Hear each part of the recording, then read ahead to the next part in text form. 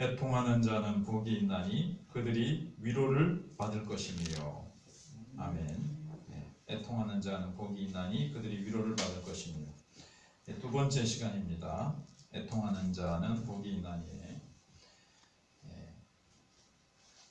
오늘은 지난 수요일에 이어서 이 위로라는 것은 애통하는 자에 대한 하나님의 응답이다 하는 부분을 생각을 해보려고 합니다. 애통하는 자들이 왜 복이 있는가 하면 애통하는 자들만이 용서를 받기 때문에 그렇습니다. 그러니까 죄에 대해서 애통하는 것이라는 것을 지난번에 생각을 해봤죠. 죄에 대해서 아파하고 그 죄를 하나님 앞에 가지고 나와서 토해놓는 자들만 복을 받지, 자기의 죄에 대해서 생각하지도 않고 인식하지도 않고 아파하지도 않는 자들은 이 위로라는 복을 받을 수 없다는 겁니다. 죄를 토해놓지 않으면 어떻게 됩니까? 이 죄에 대해서 애통해하지 않으면 어떻게 됩니까? 지난 수요일날 생각해 본 대로 다윗이 그 죄를 토해놓지 않을 때 어떻게 됐죠? 여름 가물에 가뭄과 같이 막 그 영혼이 쩍쩍 마르고 주의 손이 주야로 누름으로 말미암아 그 영혼이 곤비하고 그야말로 막 지옥 같은 그런 영혼의 상태였습니다. 그러다가 주님 앞에 이 죄를 다 회개하고 애통해할 때 그가 영적으로 회복이 되죠. 그러니까 세상 사람들은 어떻게 했습니까? 영적 상태가 회개하지 않고 살아가는데, 죄를 다 숨기고 묻어놓고 살아가는데, 그들 영혼 속에는 끊임없이 죄로 말미암은 고통이 있을 수밖에 없죠. 제가 예수 믿기 전에 상태를 생각을 해봐도 매일매일 괴롭고 고통스러웠어요.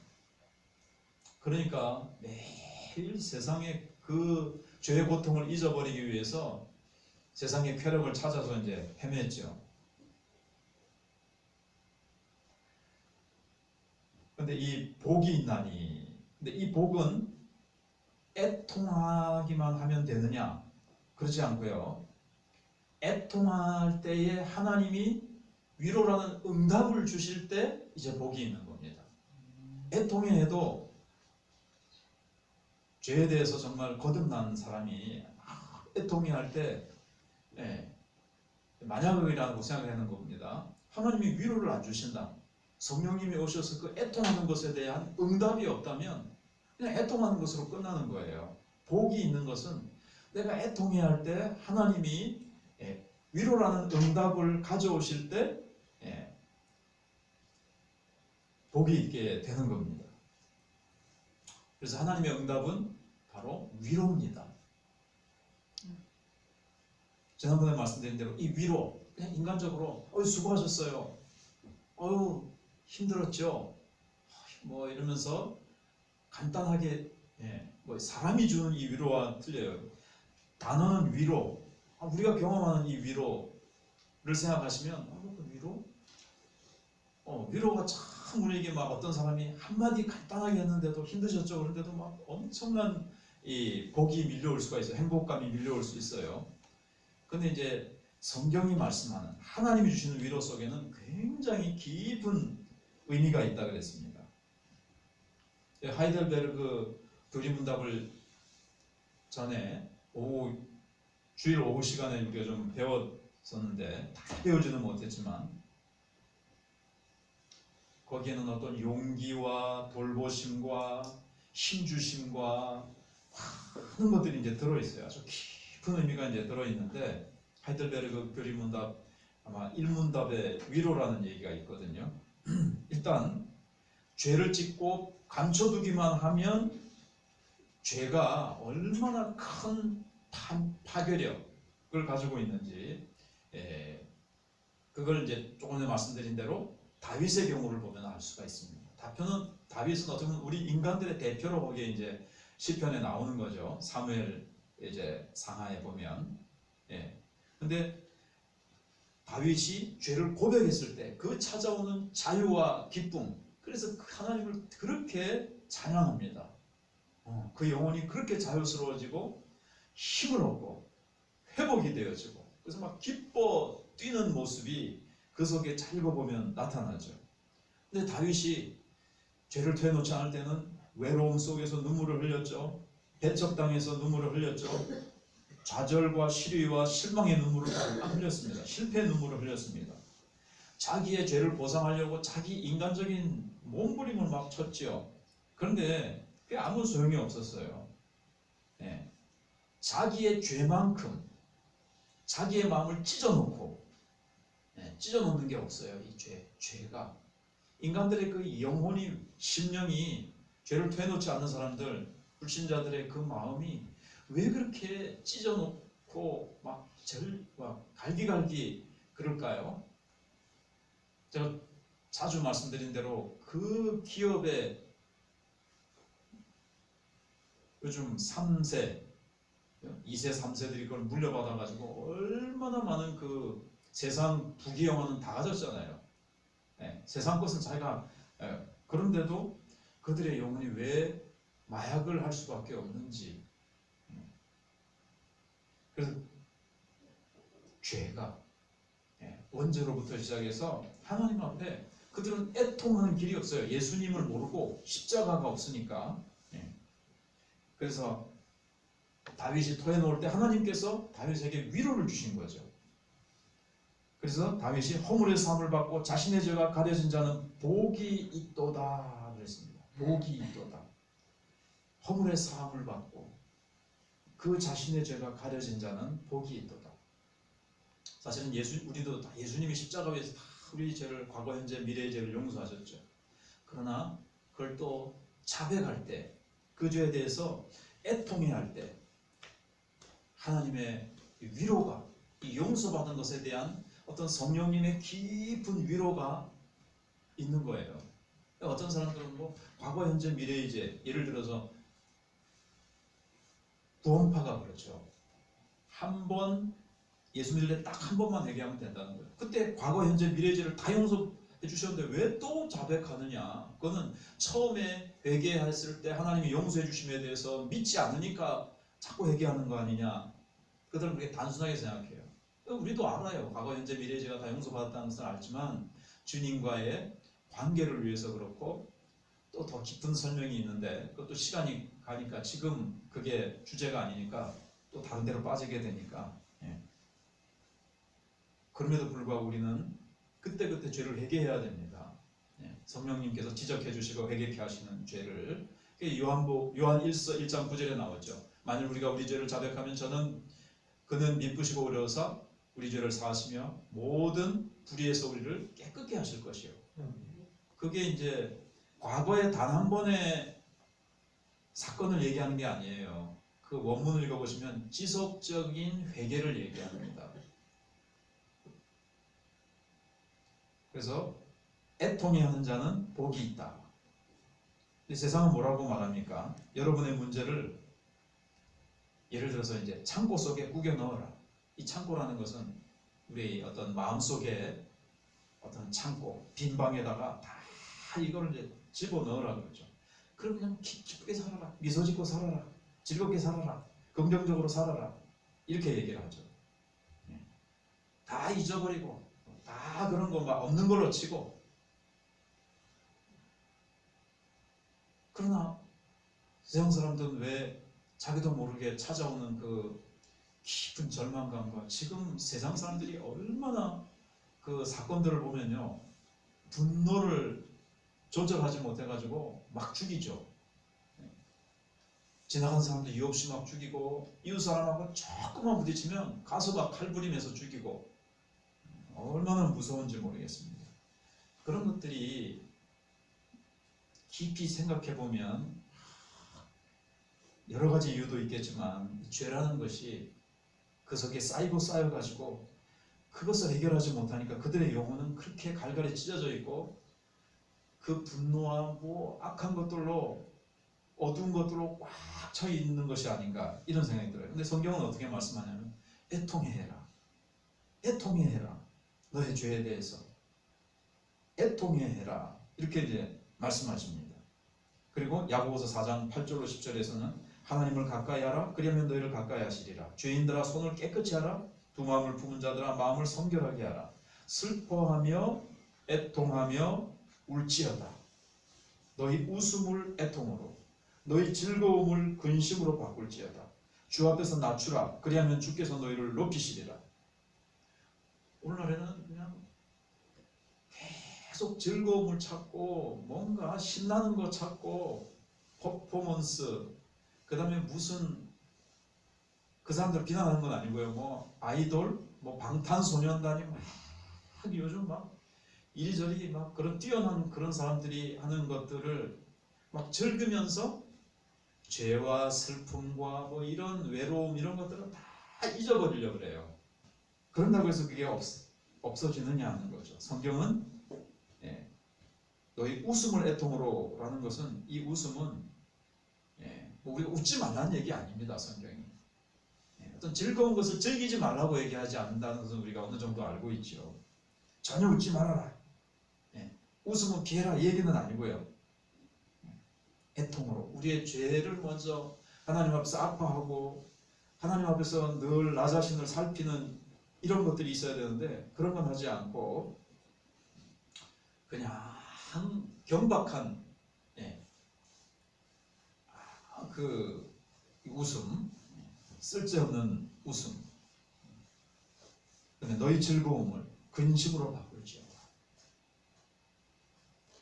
늘 즐거워하지는 말고 늘 근심하고 얼굴을 그냥 우거지상으로 해서 늘 배옷을 입고 제에 앉아서 늘 슬퍼만 하라는 얘기는 아니고요.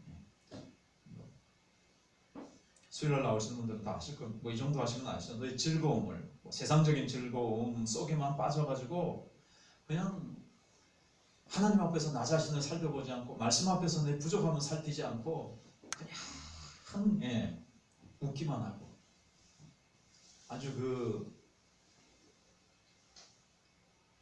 경박하고 저질스러운 유머 그런 데서 깔깔깔깔 웃고 그런 것만 찾고 우린 그럴 수 없죠.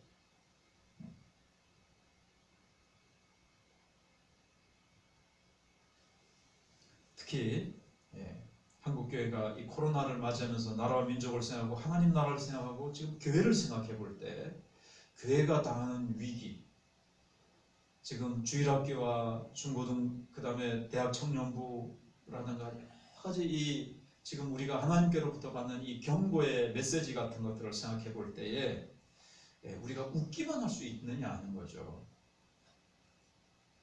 그리고 또 자신의 죄를 애통해 하지 않으면 이게 이제 회개죠. 회개하지 않으면 먼저 우리가 잘 아는 기본적인 거지만 천국에 들어갈 수가 없어요. 일단은 회개하라 천국이 가까웠느니라. 예수님이 첫 마디 초성이 회개하라였어요. 다른 게 아니라 예수님이 오셔서 처음 하신 말씀이 회개하라였습니다. 그리고 사형리의 문제점이 뭔지 아십니까? 제1원리가 하나님은 당신을 사랑하시면 당신을 위한 놀라운 계획을 가지고 계십니다. 이게 첫 마디지만 사실은 회개하라가 들어가야 됩니다. 거기에 물론 우리의 죄가 하나님과 우리의 사이를 간격을 냈습니다. 예수님이 그걸 메꿔주셨습니다가 있긴 있지만 회개하라가 거기에 들어가 있지를 이렇게 깊이라 그럴까? 정말 로마서 1장이 이제 그러니까는 바울이 복음을 맨 처음 설명하면서 로마서 1장에서 뭐부터 시작하신 줄 아십니까? 처음에 딱 인사만 한 다음에 하나님의 진노가 하늘로부터 불의한 자에게 나타나는 하나님의 진노부터 얘기를 해요.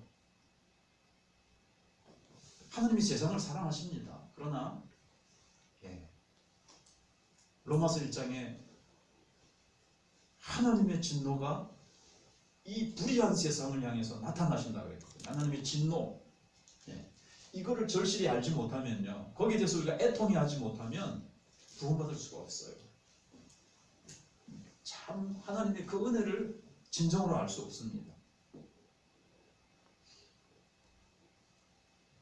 그래서 예수 믿고 나서도 이 죄에 대한 의식이 우리 속에 계속 죄 지었나 벌 받을까 이런 거 말고요. 주님 앞에서 늘 주님 내 부족합니다. 주님, 내가 이런 의식을 늘 성령님이 주시죠. 거듭난 사람에게는 이 죄의식이 있어요. 주님, 내가 참 부족합니다. 주님, 나 불쌍히 여겨주세요. 그런 거 있죠, 우리 예수 믿는 사람들에게. 전에는 지멋대로 지 잘난 맛에 살았는데, 그리고 막 세상 쾌락만 생각하면서 살았는데, 예수 믿고 나면 생기는 게 바로 이 죄의식입니다. 이것이 그리스도인의 참된 어떤 그리스도인됨의 입증이죠. 증거죠. 우리가 왜 복됩니까? 용서받았기 때문에 그렇죠. 그러나 이 죄가 예수님의 십자가의 보혈로 해결될 때까지는 우리가 이제 이 참된 기쁨, 이게 이제 없잖아요. 근데 이제 우리가 죄가 해결됐을 때만, 해결되었을지라도 우리는 아까 말씀드린 대로 경박하게 그냥 막 이렇게 웃을 수는 없다는 거죠. 세상적인 웃음. 우리는 사실은 기뻐해도 주 안에서, 성령 안에서 이제 기뻐하는 거잖아요.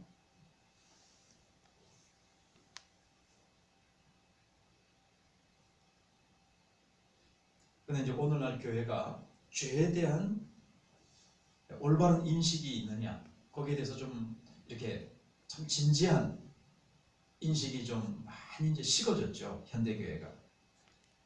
그래서 부흥회도 좀 어떻게 해야지 됩니까? 물론 재밌게 이제 하는 중에 팍 하긴 하지만, 옛날 부흥회 참, 요즘 부흥사나 부흥회를 비난하는 게 아니라 옛날에는 참 막 회개를 외치고 막 그랬는데, 지금 막 되게 웃겨야 돼요. 집에 갈 때 내 배꼽 어디 있는지 막 찾으러 다녀야 되고. 부흥회를 이제 그 말씀을 재밌게 하시는 분들의 그 의도는 아는데, 그거 말고 그냥 막 참, 요즘은 회개하라는 소리는 많이 사라지고 이제 그런 것들을 보게 됩니다.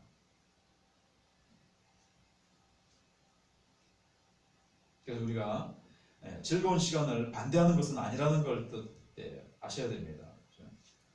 자문해 보시면 이 즐거운 마음은 양약이다. 우리 뼈에 좋고 뼈를 치료하고, 그런 말씀이죠. 근심 걱정, 이거는 우리가 뭐 세상적인 근심 걱정은 지난 수요일날 생각해봤고요. 그리고 죄에 대해서 이제 자각이 먼저 있어야 되고, 그리고 우리가 정말 애통해 할 때, 그게 이제 복으로 나아가는 길이죠. 그런 거 없이 그냥 무조건 그냥 뭐 내 죄가, 내 삶이 엉망진창이고 하나님 기뻐하시는 삶도 살지 않으면서 우리가 그냥 무조건 하나님이 그냥 복만 내리 부어주시는, 우리는 그런 기독교가 아닙니다. 어떤 그리스도인들은 행복만 찾아요. 행복. 그런데 그런다고 해서 행복이 찾아지는 게 아니죠. 바로 애통한 자는 복이 있나니. 먼저 자신의 죄에 대해서 애통한 뒤에 하나님의 이 위로, 놀라운 위로, 이 속에 이제 참된 이제 하늘의 기쁨이 있는 거죠. 성령님 주시는 기쁨이 있는 거죠. 그래서 우리에게 진정한 복은 하나님과의 바른 관계에서 옵니다. 바른 관계에서. 정말 깊고도 지속적인 평안은 이게 이제 하나님과의 바른 관계에서 오는 건데, 이게 다윗처럼 죄를 토해놓지 않고 있을 때, 그때는 참된 행복, 참된 그 기쁨과 성령이 주시는 담대함과 평안과 위로와 찬송과 기쁨이 없었던 거죠. 다윗이 1년 동안 지옥 같은 영혼의 상태를 그가 보낼 수밖에 없었습니다. 바리새인들은 어땠습니까? 모든 사람들에게 자기가 완전하게 보이려고 애쓰면서 자신의 죄는 부인했습니다. 예수님 앞에 결코 자신이 나는 죄인입니다 하면서 예수님 앞에 나왔습니까? 세례 요한이 바리새인들이 오니까 이 독사의 자식들아, 누가 너희들을 진노의 그 심판을 피하려고 바라더냐 이랬거든요. 왜 그랬냐면은 죄를 부인하고 자기도 속이고 다른 사람도 속이면서, 인간이 어떻게 완전합니까? 다 죄인인데 죄인 아닌 척하고 늘 외식으로 자기를 탁 치장해가지고 살았죠. 그래서 예수님 앞에서 그렇게 책망을 들었던 겁니다. 심령이 가난한 자는 그게 영적 파산자라고 그랬잖아요. 영적 파산자임을 인정하지 않았어요. 결코 자신의 그 영적인 가난의 상태를 인식하지 못하고 나는 저 세리와 같지 않고 그 영적으로 교만하고 영적인 그 부요의식에 차가지고 자기의 어떤 공로와 자기의 행위를 가지고 아주 잘난 척하면서 하나님 앞에 그걸 막 자랑하고 늘어났어요. 기도 속에서. 세리는 우리가 잘 아는 대로 주여 나를 불쌍히 여기소서 나는 죄인으로서이다. 그래서 애통해 했기 때문에 그가 하나님 앞에서 인정을 받고 내려갔죠. 근데 어떤 사람은요, 이 죄를 또 스스로 해결해 보려고 하는 사람이 있어요. 이것도 안 되고요. 또 한 가지는 너무 절망해요. 이 죄에 대해서 절망 자기 스스로 그냥 절망하다가 극단적인 선택을 하는 사람도 있습니다. 그게 유다였죠. 가문 유다. 우리는 그래서 죄를 인정하고 하나님께로 고개를 돌려서 주님의 은혜와 자비를 구해야 됩니다. 지난번에도 말씀드린 탕자처럼 진작 돌아올 걸 그래 얘기를 말씀을 드렸었는데, 그건 주일날 말씀드렸네요. 그가 한 것은 뭐냐면은 자기의 처지를 인정하고 은혜와 자비를 회복시켜 줄 수 있는 아버지께로 돌아온 거, 이게 참 귀한 거죠. 그랬을 때 그리고 이제 아버지께 다 고백하잖아요. 제가 하늘과 아버지께 이제 죄를 지었고 이제 그렇게 하고 이제 왔을 때 용서받고 아버지의 놀라운 위로가 있었죠. 복을 받았죠. 잔치를 벌여라.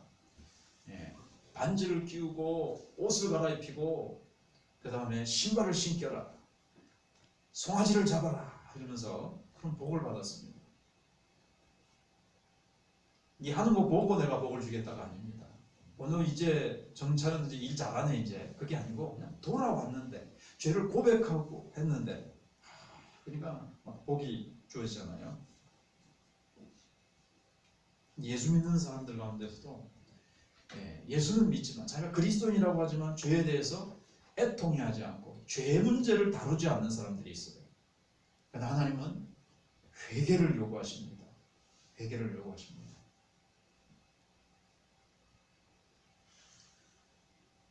하나님께서 이 땅을 고치신다는 거 역대하 7장 14절에 있는 말씀도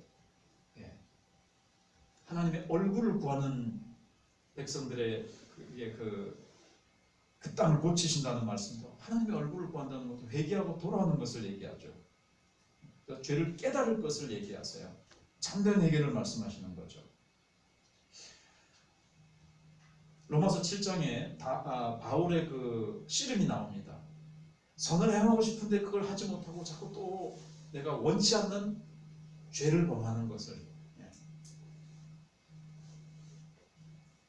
그게 이제 나오는데 그게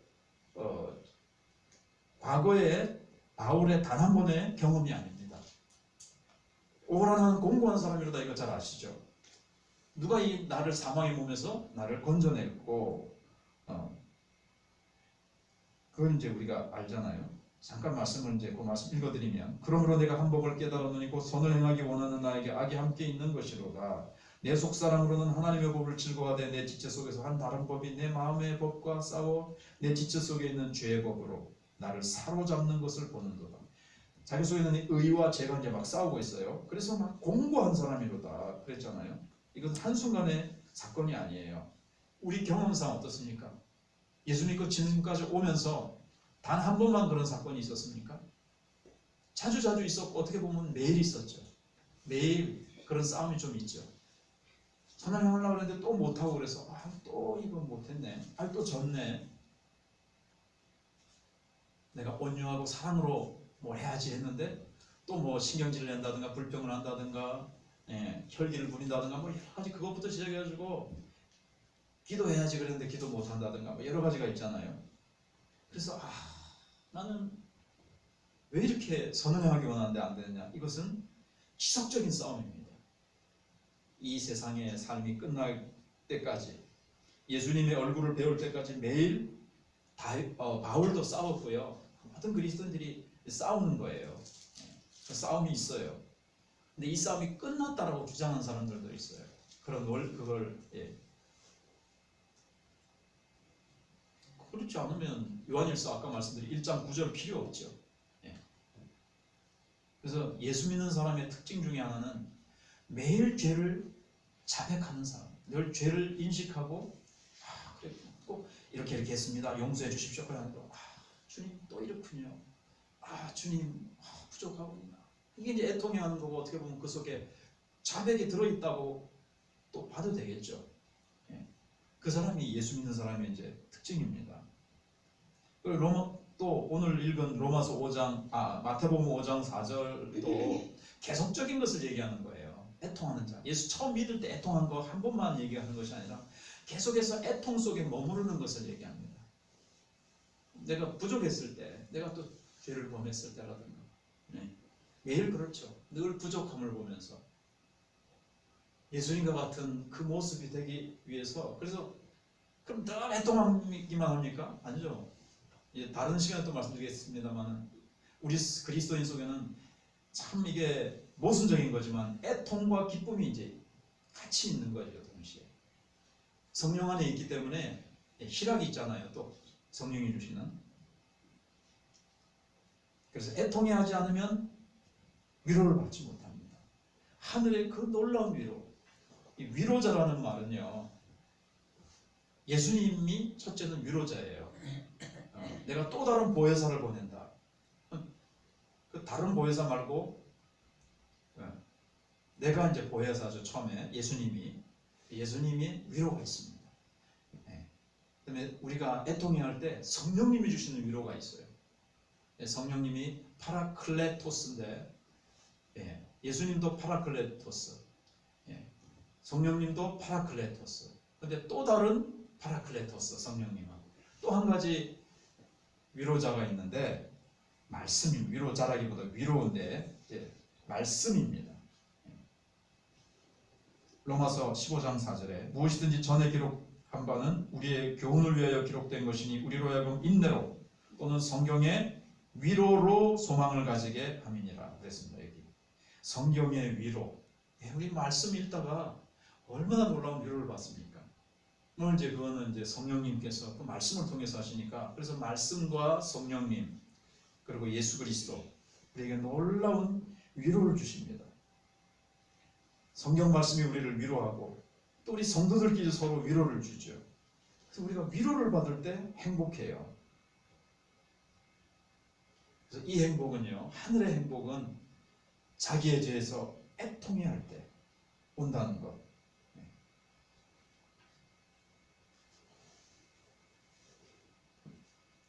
그래서 이 애통하기 때문에 복이 온 것이 아니라 이 애통이 위로를 가져오기 때문에 그렇습니다.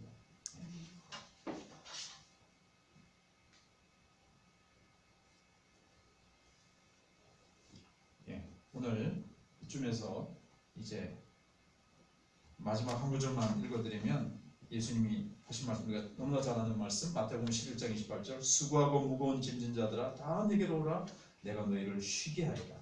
쉬게 하리라. 이제 수고하고 무거운 짐을 느끼는 거죠. 이 죄의 짐을 얘기하는 거잖아요. 죄의 짐, 율법의 무거운 짐. 그걸 느끼지 않는 자는 예수님 앞에 올 수 없겠죠.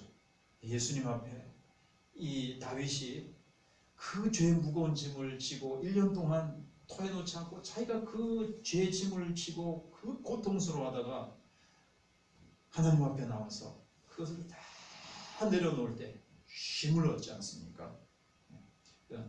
무거운 짐을 나 홀로 지고 견디다 못해 쓰러질 때 불쌍히 여겨, 힘주실 이 은혜의 주님, 뭐 이렇게 나오잖아요.